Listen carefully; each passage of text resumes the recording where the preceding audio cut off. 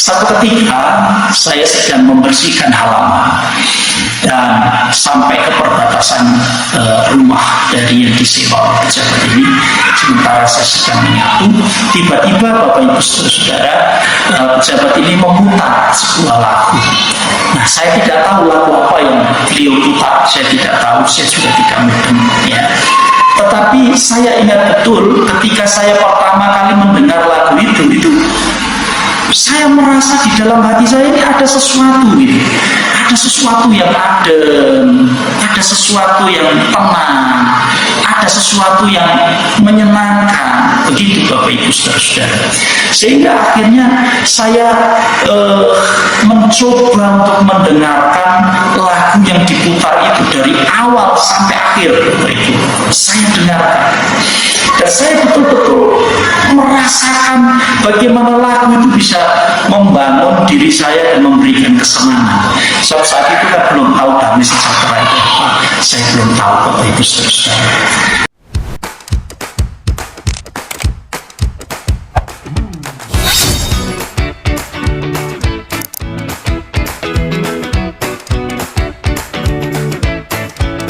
Bagaimana panggilan Tuhan terhadap hidup saya, sehingga saya yang dulunya bukan orang Kristen sekarang boleh menjadi orang Kristen, bahkan saya boleh melayani Tuhan. Bapak Ibu Saudara, saya dilahirkan dari sebuah keluarga yang 100% Muslim, jadi semua keluarga saya Muslim. Kemudian saya bertumbuh dalam sebuah lingkungan wilayah yang 100% juga Muslim. Saya juga berada di dalam sebuah area yang semuanya memang Muslim. Sehingga dengan demikian Bapak Ibu, saya bertumbuh di dalam kultur Muslim. Saya belajar, saya diajar semua dalam kultur Muslim. Nah, saya juga aktif terlibat di dalam kegiatan-kegiatan mushola, baik itu sebagai menyediakan air untuk wudhu, ya, karena tempat kami dengan sumber air itu sangat jauh, sehingga saya harus bersama dengan teman saya mengambil air khusus untuk menyediakan bagi jemaah yang akan sholat. Saya juga kadang-kadang ikut menjadi menyampaikan adzan, ya, jadi mengumandangkan adzan. Jadi saya juga terlibat di sini. Nah, jadi Bapak Ibu Saudara-saudara, itu adalah latar belakang saya sebelum saya menjadi orang Kristen. Kami tumbuh dalam sebuah komunitas masyarakat yang memang tidak mengenal apa itu kekristenan. Kami tidak pernah berbincang-bincang membicarakan tentang orang Kristen. Kami juga tidak pernah ketemu dengan orang Kristen. Ya, jadi kami semua bertumbuh pada lingkungan yang memang sungguh-sungguh tidak ada orang Kristen di situ. Tetapi saya ingat betul bahwa ada pengalaman-pengalaman ketika saya belajar di sekolah. Guru agama Islam saya di sela-sela dari pengajarannya itu justru memperkenalkan kekristenan itu. Jadi terkadang beliau menyampaikan begini, jangan bergaul dengan orang Kristen karena orang Kristen itu kafir. Kalau kamu bergaul dengan orang Kristen, nanti kamu akan jadi kafir. Nah, seperti itu contohnya Bapak Ibu Saudara. Ada lain yang berkata, kalau kamu diberi sesuatu oleh orang Kristen, jangan kamu terima karena pemberian orang Kristen itu haram, katanya begitu. Dan masih banyak lagi Bapak Ibu Saudara yang ditanamkan kepada kami. Jadi kami mengenal tentang kekristenan itu adalah dari guru agama saya ini.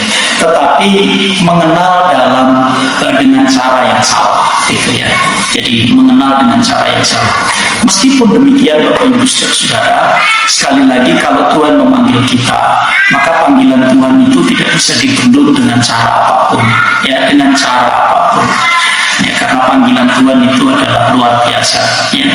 Nah, satu ketika ada seorang pejabat dari luar wilayah kami yang dipindah masuk ke kampung kami. Dan karena beliau pejabat, maka semua warga harus menerima. Nah, Bapak Ibu Saudara-saudara, tanpa kami mempertanyakan tentang apa kepercayaannya, apa agamanya, tidak sama sekali. Jadi kami langsung menerima. Nah, kebetulan saudara, pejabat ini mencari rumah untuk disewa sebagai tempat tinggalnya selama bertugas di kampung kami. Dan rumah kami, kebetulan kami punya 2 rumah. Rumah yang satu itu kosong sehingga kemudian oleh pejabat itu disewa. Jadi kami menempati rumah yang atas, sementara rumah yang bawah ditempati oleh pejabat ini. Nah, Bapak Ibu, hari demi hari berjalan seperti biasa, tidak ada masalah. Warga berkunjung ke rumah pejabat ini hampir setiap hari, selalu ada. Begitu juga pejabat ini juga rajin untuk mengunjungi rumah-rumah dari warga gitu. Jadi dinamisasi dari hubungan ini berjalan dengan sangat baik. Satu ketika saya sedang membersihkan halaman dan sampai ke perbatasan rumah dari yang disewa oleh pejabat ini.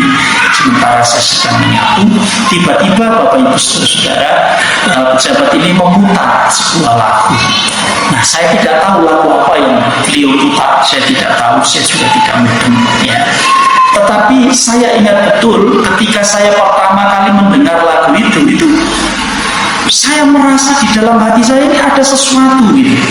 Ada sesuatu yang adem, ada sesuatu yang tenang, ada sesuatu yang menyenangkan. Begitu Bapak Ibu Saudara-saudara.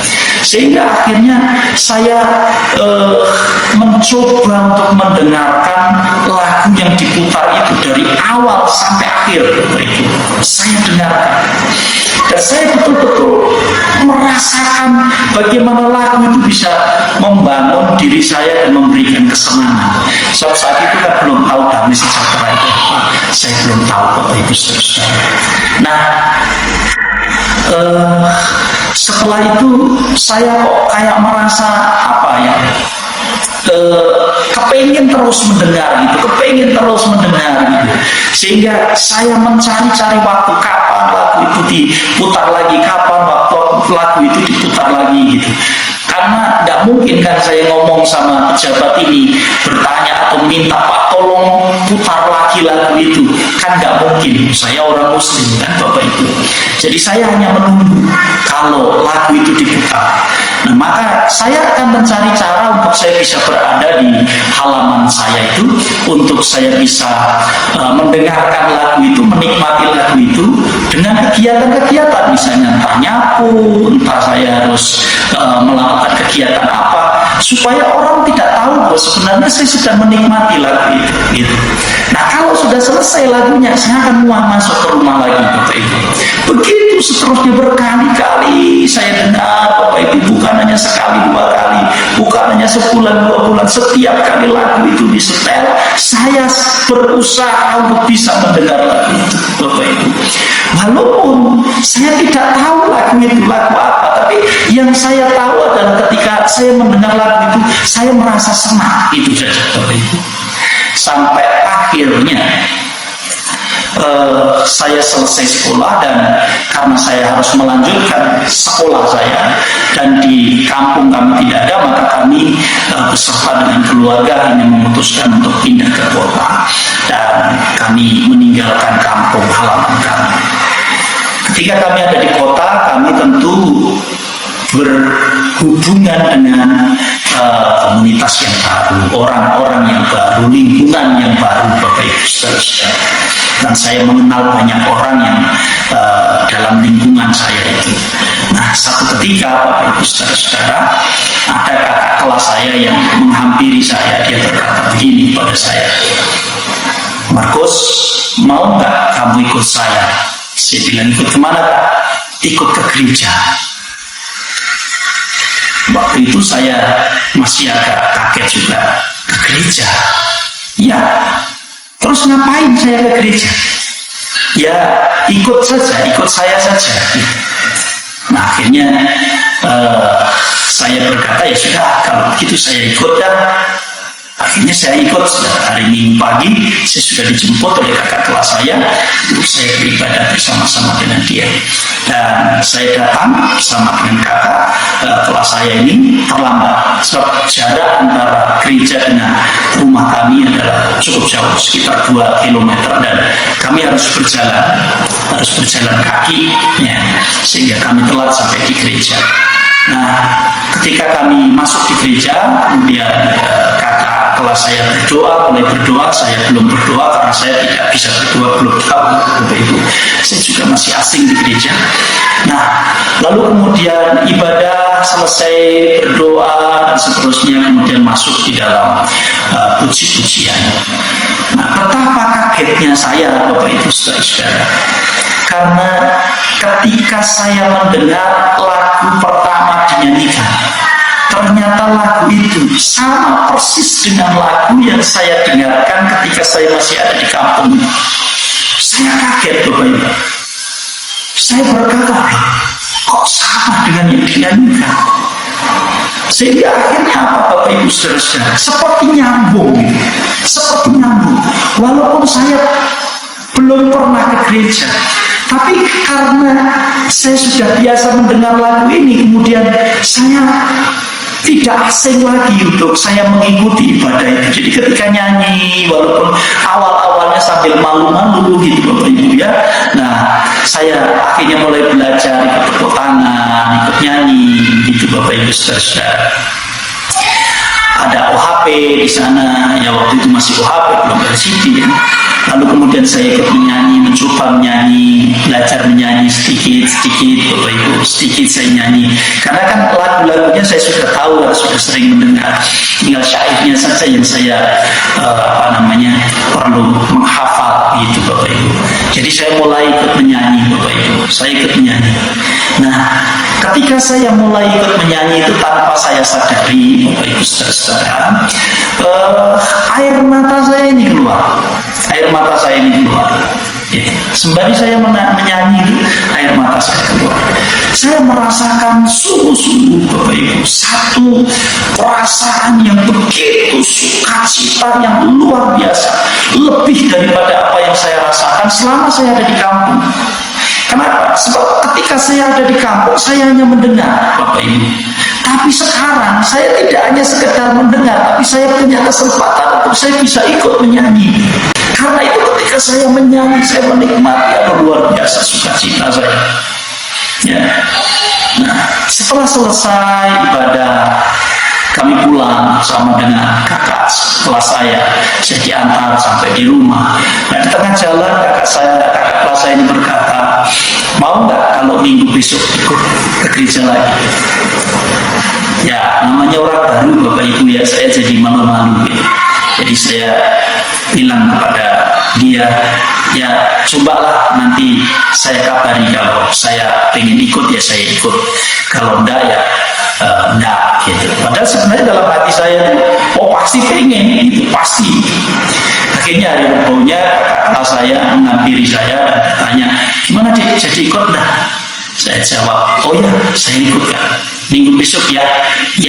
Akhirnya saya dihampiri lagi Bapak Ibu, dan saya ikut ke gereja untuk yang kedua kalinya. Begitu seterusnya, saya menikmati betul bagaimana indahnya saya bisa menikmati ibadah di gereja, sehingga kemudian membuat saya untuk memutuskan saya akan terus berangkat ke gereja, saya akan terus jadi orang Kristen. Nah, sehingga saya terus rajin ke gereja, walaupun kakak kelas saya ini tidak berangkat, saya tetap berangkat gitu, karena saya menikmati betul bagaimana Tuhan itu hadir dalam ibadah-ibadah yang ada. Itu saya rasakan itu Bapak Ibu saudara. Nah, setelah beberapa waktu saya ke gereja, saya mulai merasakan dampak saya ikut ke gereja Bapak Ibu. Saya ikut Tuhan itu, saya mengalami dampaknya. Misalnya ketika saya di jalan sendiri, berangkat ke gereja sendiri Bapak Ibu, tidak jarang orang-orang di jalan-jalan itu ngomong gini sama saya, calon penghuni neraka, calon penghuni neraka, itu Bapak Ibu. Nah, awalnya saya sangat sedih, saya mendengar sedih Bapak Ibu Saudara. Dalam pikiran saya itu begini, saya itu kan ke gereja sendiri, dan ganggu mereka. Saya percaya sendiri. Saya pilih agama, ya pilih agama buat saya sendiri. Kok mereka itu ribut gitu, dalam bahasa kasarnya itu, kok ribut gitu. Sedih Bapak Ibu Saudara. Sampai akhirnya saya cerita kepada kakak kelas saya menyarankan, ya sudah, kalau kamu malu ke gereja, bawa Alkitabnya dibungkus koran saja. Tapi saya berkata kepada kakak kelas saya, enggak, kalau saya sudah memutuskan ke gereja, ya saya harus berani gitu. Menampilkan diri harus berani. Enggak apa-apa Kak, jadi saya diejek orang juga enggak apa-apa. Jadi akhirnya ya saya melanjutkan kegiatan saya untuk saya terus beribadah setiap minggu, setiap Sabtu.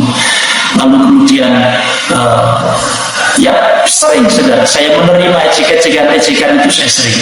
Sampai akhirnya ejekan itu seperti kebal. Jadi ketika ada orang mengejek saya itu, saya tidak lagi sedih, tapi saya cuma tersenyum. Mengejek, saya tersenyum. Saya diejek, saya tersenyum. Bapak Ibu Saudara. Teman-teman sekolah saya juga demikian. Jadi ketika tahu bahwa saya ikut ke gereja, mereka juga banyak yang mengejek saya.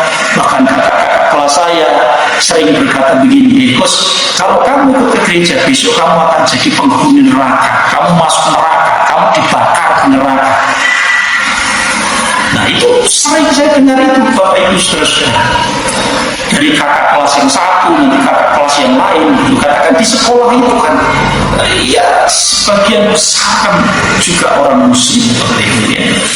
Nah, tapi saya ingat betul bagaimana Tuhan menyediakan jawaban yang luar biasa buat saya.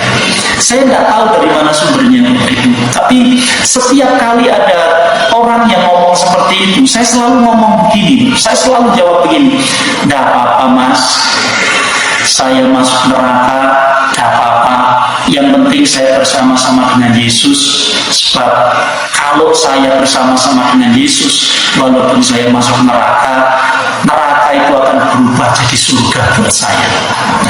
Saya ingat betul jawaban itu yang selalu saya lontarkan, selalu saya sampaikan kepada orang-orang yang datang lalu kemudian menghina dan mengejek saya. Dan setelah mereka mendengar jawaban saya itu, mereka terdiam. Jadi akhirnya mereka pergi. Jadi itu perjalanan saya dipanggil oleh Tuhan, dan ejekan-ejekan itu tidak semakin membuat saya lemah, tapi justru membuat saya semakin kuat, membuat saya semakin bersemangat saya mengiring Yesus. Ya. Jadi Bapak Ibu Saudara, inilah kisah dari panggilan Tuhan atas hidup saya sehingga saya bisa menjadi orang Kristen. Ya. Cara Tuhan itu unik. Jadi saya tidak menjadi orang Kristen karena diinjili. Saya menjadi orang Kristen bukan karena mujizat. Saya menjadi orang Kristen bukan karena saya diiming-imingi, saya kepingin, juga tidak. Saya menjadi orang Kristen murni karena memang Tuhan memanggil saya. Jadi Tuhan sudah mempersiapkan saya untuk menjadi orang Kristen jauh-jauh hari sebelum saya memutuskan, sebelum saya mengenal apa itu Kristen. Ya, sebelum saya mengenal apa itu Kristen.